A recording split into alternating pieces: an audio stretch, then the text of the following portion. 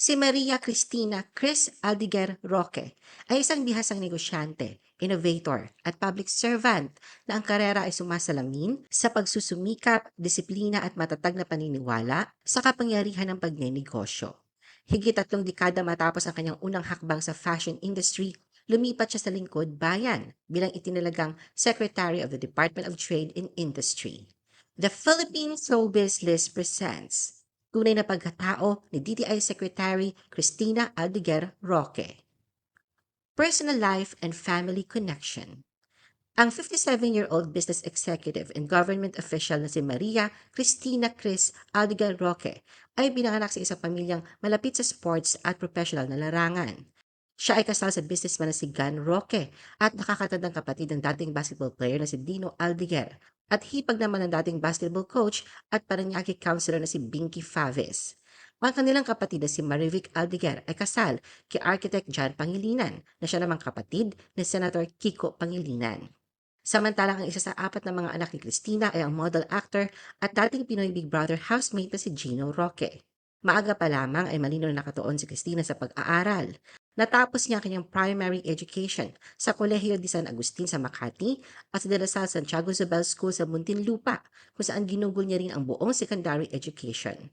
Sa kolehiyo, nagpatuloy siya sa De La Salle University kung saan nakamit niya ang Bachelor of Science in Industrial Management Engineering, may minor sa Chemical Engineering. The Woman Who Started Camiseta. Bago pa man makilala sa kanyang government work, si Cristina ay isa ng kilalang personalidad sa larangan ng negosyo.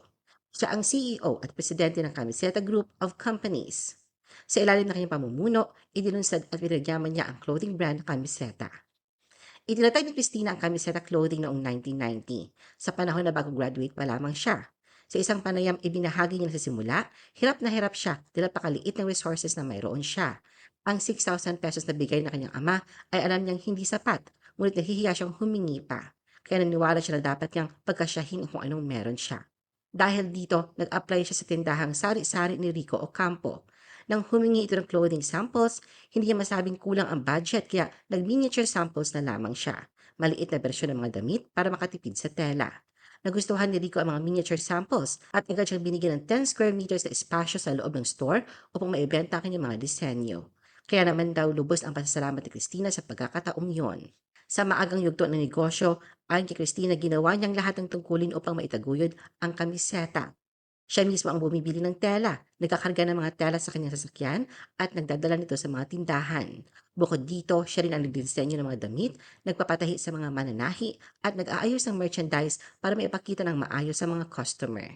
Siya rin nagdi-deliver ng mga produkto, bumibili ng mga botones at sinulid at minsan ay nagsisilbing sales lady ng kanyang sariling brand.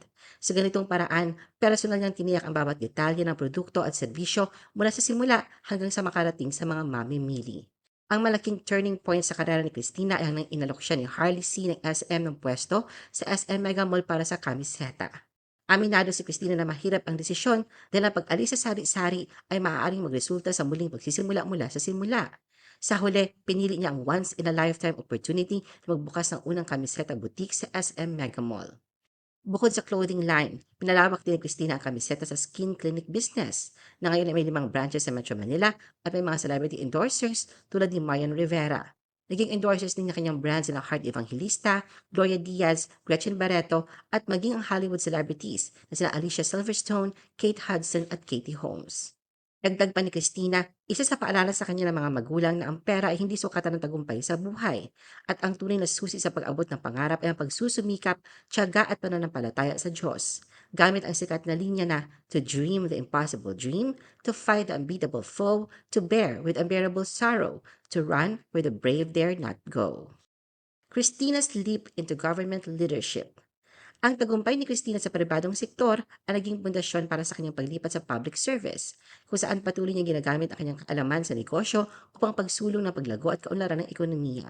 Siya ang nagsilbi bilang Trade Undersecretary mula February hanggang July 2024. Sa kanyang tungkulin, pinamunuan niya ang MSME Development Group, kung saan nanguna siya sa mga inisyatibo upang isulong ang interes ng mga micro, small at medium enterprises sa bansa. Noong August 2024, itinaas siya sa pinakamataas na posisyon sa DTI kasunod ng biglaang pagbitiw ni Secretary Alfredo Pascual.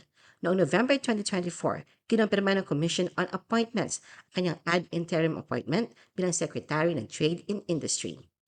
The Trust Mark Issue. Bilang kalihim ng DTI, si Cristina ay naging pangunahing tagapagtaguyod ng bagong regulasyon para sa e-commerce. Noong August 2025, mariing ipinahayag ng mga MSMEs ang kanilang pagtutol sa mandatory trust mark requirement para sa lahat ng online retailers sa Pilipinas. Ang trust mark ay ipinakilala ng DTI bilang isang digital badge upang kumpirmahin ang limitasyon ng mga online sellers. Upang makakuha ng trust mark, kinakailangan ng mga online retailers na isumite ang kanilang dokumento online, dumaan sa masusing pagsusuri at magbayad ng 1,130 kada taon. Maraming MSMEs ang nagsabing ang requirement ay dagdag pasanin at hadlang sa kanilang negosyo, lalo na sa maliliit na negosyante na nagtatrabaho sa mababang kita. Pumasok din sa issue si Senator Bam Aquino na kinwestiyon ang mataas na bayad at sinabi na mas mainam kung gawing libre ito ng DTI upang mahikayat ang mas maraming MSMEs na pumasok sa online selling at mapalawak ang kanilang merkado. Matapos ang ilang buwan ng dialogue at protesta, nagdesisyon ang DTI sa ilalim ng pamumuno ni Cristina na gawing voluntary o optional ang trust mark. Cristina in the 500 pesos Noche Buena controversy. Habang naghahanda ang bansa para sa Pasko, nagpasiklab si Cristina ng debate. Muli siya naging sentro ng balita matapos ang kanyang pahayag tungkol sa Noche Buena budget. Sa isang panayam noong November 27, 2025, sinabi niya na sa halagang 500 pesos, maaring makabili ang isang pamilya ng 4 ng mga pangunahing sangkap para sa Noche Buena. Ham, spaghetti at macaroni salad depende sa dami ng kakain. Ito ang dahilan kung bakit hanggang ngayon ay patuloy siyang tumatanggap ng batikos. Ang kanyang pahayag ay nagdulot ng malawakang reaksyon mula sa publiko, media, celebrities at ilang politiko na nagsabing hindi realistic ang ganitong halaga sa kasalukuyang presyo ng bilihin. Iisa ang mensahe ng mga post, kulang ang 500 pesos. Hinamon nila si Cristina na samahan silang pumunta sa supermarket at mamili ng mga sinasabi niyang ham at mga sangkap ng macaroni salad at spaghetti.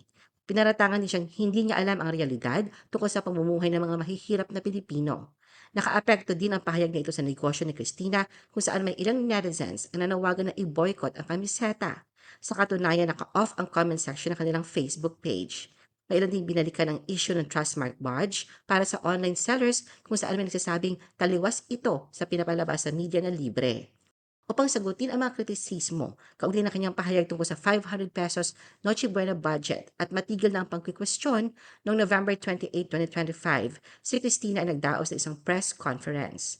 Ipanaliwanag niya na ang halagang ito ay sapat lamang para sa isang pamilya ng 4 na kinabibilangan ng ama, ina at 2 anak at makadepende sa dami ng kakain.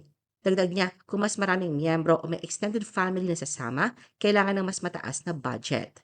Ginamit ni Cristina ang DTI price list bilang patunay ng kanyang paliwanag. Ayon sa inilabas sa price list, makakabilang isang pamilya gamit ang 500 pesos. Sa kabila ng kanyang paliwanag, imbis na makumbinsi ang publiko, lalong dagdagan ang mga batikos laban sa kanya. Tanong ng karamihan, saang-saang supermarket o grocery daw hinugot ni Cristina ang price list. May mga humirit pa na baka sa ibang planeta o ibang panahon nang galing ang DTI secretary.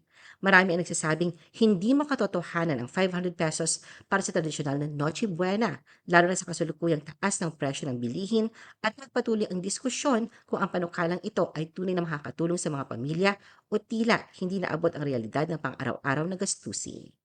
Ano ang masasabi mo sa video na ito? Mag-like o mag-react at huwag mahiyang mag-comment. For our YouTube viewers, huwag kalimutan mag-subscribe at i-hit ang notification button. At para sa aming Facebook viewers, mag-like at follow sa aming Facebook page para updated ka sa mga showbiz chika. Thanks for watching!